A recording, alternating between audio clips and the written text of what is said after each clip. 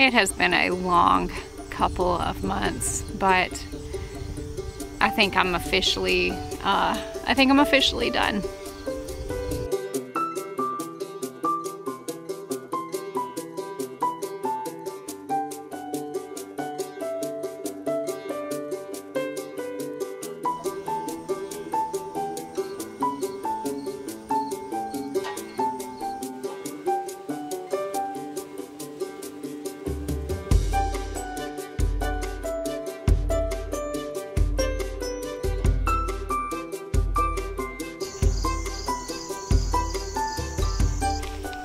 Okay, friends, I did not mean to make you scared about me being done. I am not done with YouTube.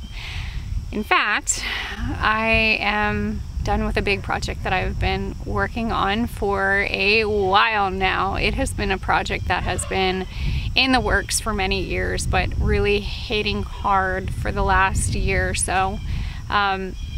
Mind you, like on top of all the other things in YouTube, you know, I am a mom, I am a beekeeper, I'm an herbalist, and I do a lot. But I had to kind of put a pause on taking you guys and filming for a little while, just because this project has been really something that has been, you know, my full attention, utmost attention that it's needed. It's been my baby. But what I can say I'm done with is I am done with my manuscript for my book that's actually going to be coming out next year. Whew, that's hard. That's weird. That is really weird to say. One, I never thought I would write a book. Two, I guess I have to live by my words and say, you know, tell myself like, hey, you never know what you're capable of unless you try. And yeah, I think that was the hardest thing I feel like I've done in a really long time. But it's been a blast. I've learned a lot about myself this whole process. You know, and I just can't wait to share it with you guys. Now, the book is an herbalism book with my approach because I am also a beekeeper. And I'm just excited to see it come to fruition. If you guys are interested in kind of keeping informed about the book and when is it going to be out, pre-order, whatever, all that information, I will be announcing it on my website. If you want to kind of keep yourself informed with all of that, I will put my website down below where it has all of the other stuff that I've been working on and doing and sharing, and yeah. Now, that being said, we still have stuff to harvest and we still have stuff to make. And there's one plant that I have been super excited about for a while now. And I think it's about time to harvest. So this, my friends, is goldenrod. Unfortunately, it sometimes gets a bad reputation this time of year because it gets confused with another plant called ragweed, which tends to cause a lot of these seasonal allergies. Now, goldenrod is probably one of my favorite plants to harvest, especially this time of year, specifically for allergies. You can harvest the aerial parts, leaves and flowers and stems, and you can use it as a tea, you can use it as a tincture, you can turn it into a salve and infuse it in an oil, which my mom and I did a few years ago. It ended up being a really beautiful, rich, yellow salve that we ended up using a good bit of. But one of the things that I have also done with it in the past, and I'm excited to be able to share it with you guys, is harvest the aerial parts, leaves and flowers, and infuse it in some of our raw honey. Now, I only harvest what I need, mainly because it is one of the last good nectar sources for our honeybees. Granted, there's so much that grow all over our property. And as I can see right now, it looks like I've got a little native bee. Sorry girl, I don't know if you just saw that, but she just came over and flew to pollinate and to help get some of this nectar. You're gonna be a good little bumblebee. But I don't harvest too much of it, but what I do end up using it for specifically is for the seasonal allergies. Now, if you tend to get nasty seasonal allergies, like I used to, I used to get allergies so bad that I would get sinus infections until I, you know, started keeping honeybees and eating our own raw honey. And if you are not a beekeeper and you are suffering from seasonal allergies, the one thing I would absolutely say is do find a local beekeeper in your area, mainly with the plants that are all blooming, and make sure the honey is raw. If you go to the store and you get store-bought honey for your allergies, yes, that might help a little bit, but your local source is probably the best. And I always have people ask, how do you find out if there are local beekeepers in your area? The first thing I would do is go to your local extensions office where your community is, check and see what type of bee clubs are in that area. Also, put it out there. And if there aren't any local beekeepers in your area, maybe it's time to become one.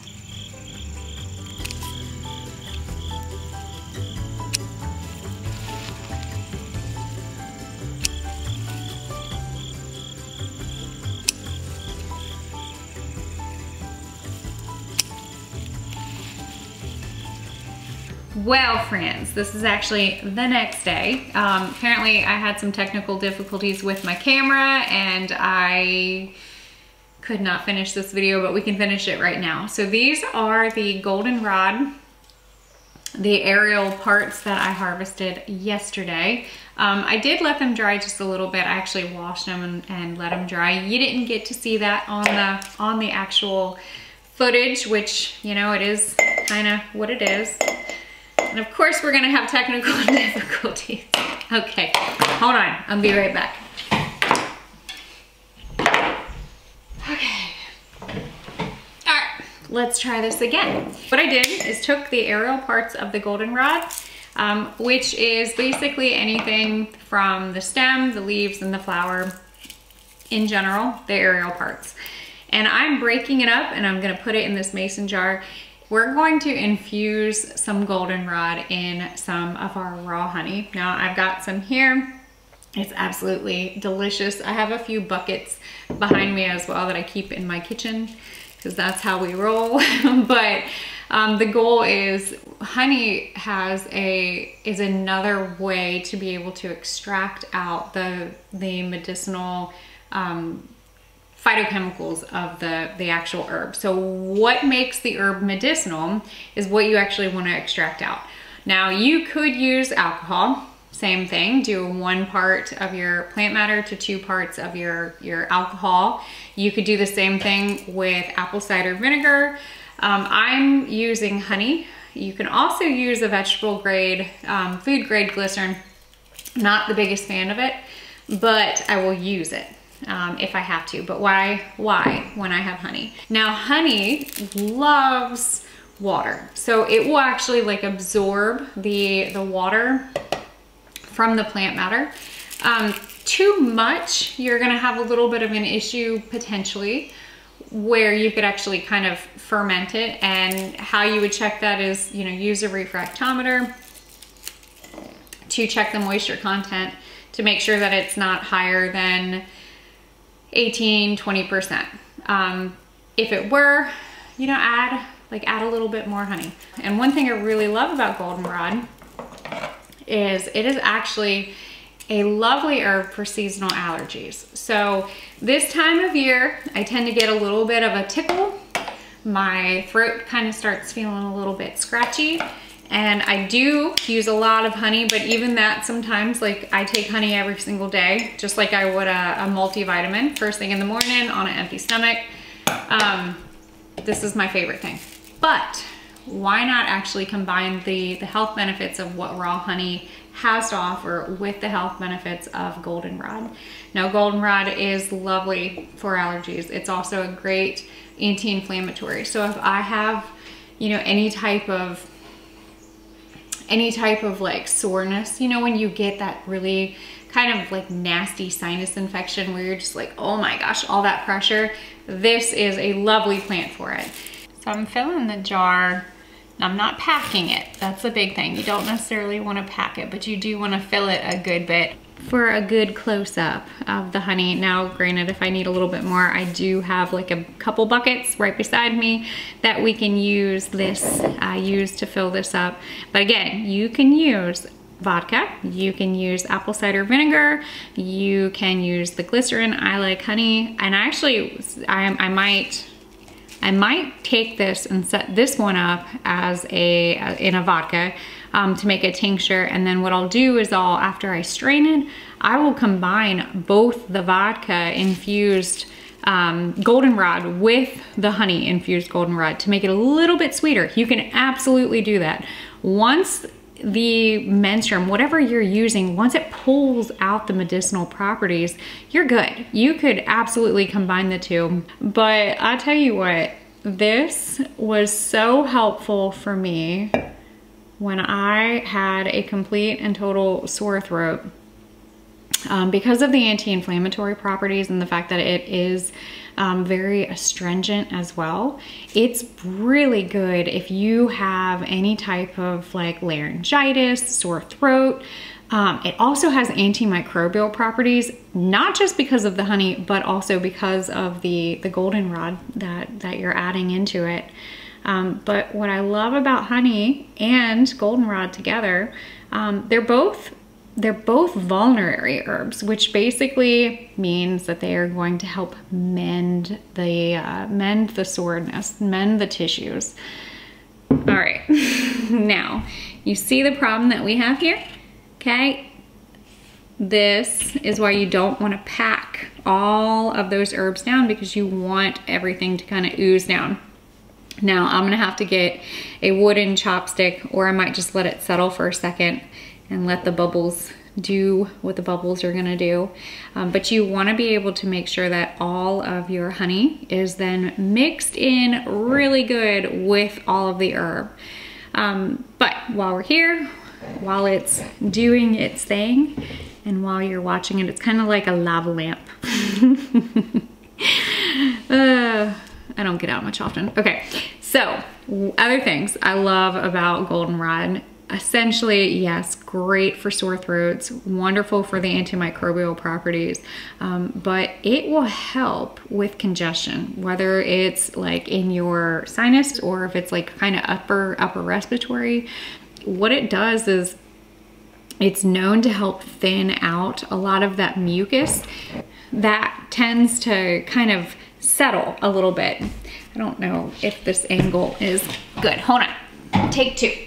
As this is still kind of like infusing, I'm gonna have to find a wooden chopstick, or I will use a butter knife because it's stainless steel. I know a lot of people are like, oh my gosh, don't use metal with your honey. Yes, that is true, but stainless steel is not reactive. So don't worry about that. Every beekeeper I know uses stainless steel when they're extracting honey.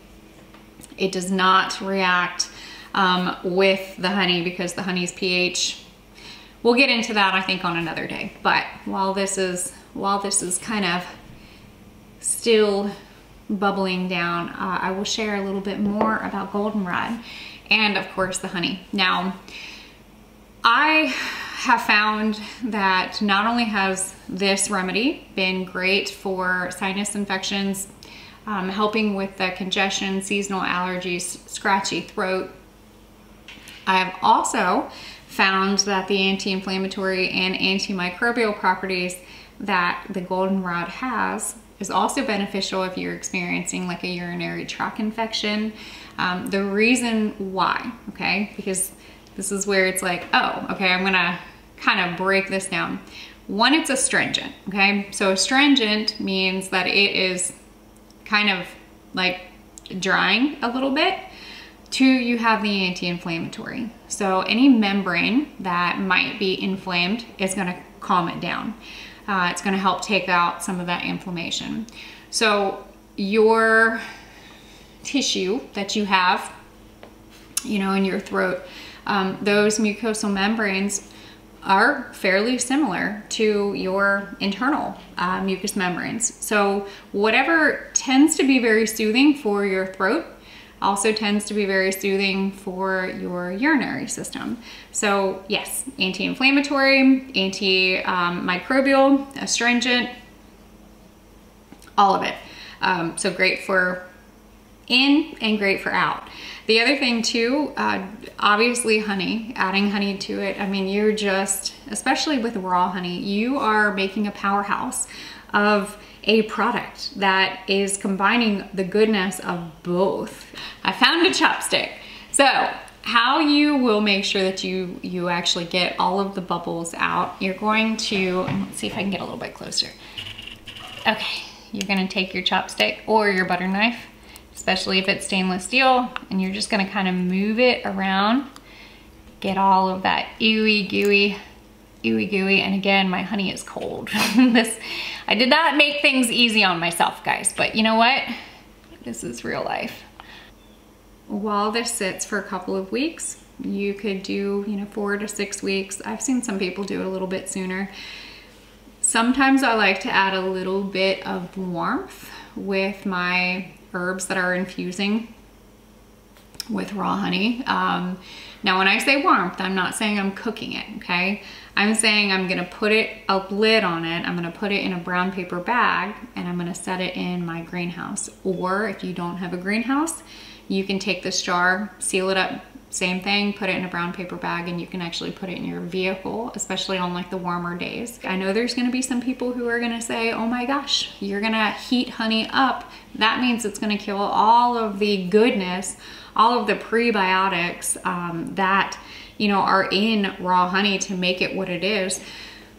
Well, I would say that if you're heating it up to around 95 degrees, then you're not actually going to break down the medicinal goodness that honey has to offer. And the reason why is because you go into a colony, it is roughly 95 degrees. So if the bees are heating up, you know, keeping their colony nice and hot, I think we're gonna be okay.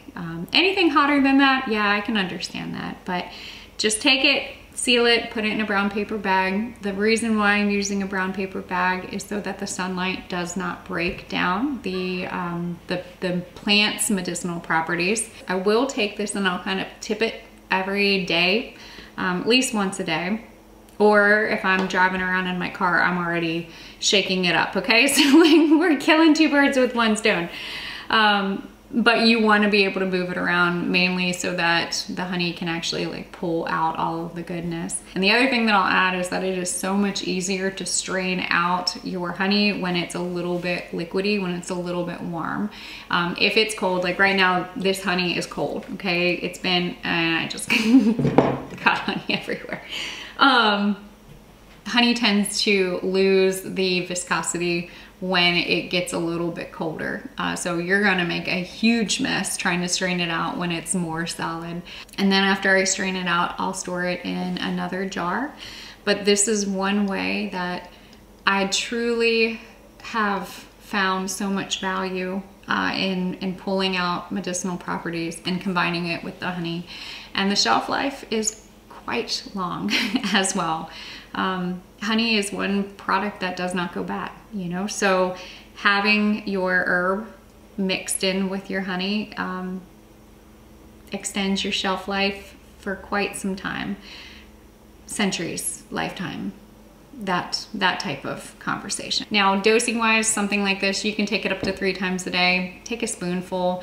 You can mix it in with something, mix it in with your tea. Or go ahead and just take it straight. Either which would be great, but the flavor is very golden. It's very rich. Here in a little bit, I'll head up to the Apothecary and I'll grab my label and I'll go ahead and write down everything that I did. So that would be what I'm using, which is Goldenrod or Saladego Veraria, which is a scientific name, you can absolutely put that on there too. I think it's very helpful to get used to writing the common name as well as the scientific name when it comes to herbs. I'm also going to put the date, so today. And then that gives me an idea on how many weeks roughly I'll take to go ahead and strain this off. And then of course I'm using honey at a 1:2 ratio-ish. But other than that, it's that simple, you know? So in a couple of weeks after shaking it, you know, turning it a couple of times, you know, 1 time a day, I'll strain it out and then I will put it back in a jar, or I might even combine the goldenrod tincture using alcohol with the honey. You can do the same thing too with vinegar by combining the two, and actually that turns into an oxymel, which I think we'll have more conversation about on a later day. But other than that, this lovely golden plant often gets overlooked and gets some criticism for being the culprit to your allergies, but it's all blooming out here, so that means it's probably blooming in your neck of the woods. So go harvest some, set some up for a tea, infuse some with honey, and as always, don't be afraid to get your hands dirty and learn something old. Bye guys.